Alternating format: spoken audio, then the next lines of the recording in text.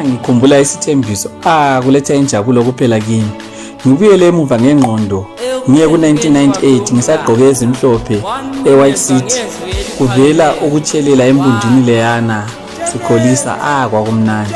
1999 ngikhumbula ama-quiz show siwiniswa iziwitch.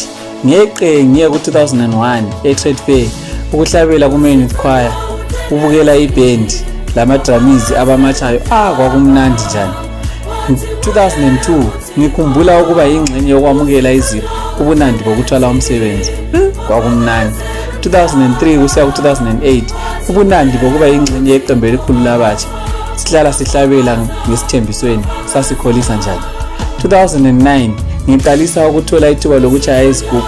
Wow, that was some experience. Ngihlala ngikubonela kude laze langifica lami lelo thuba.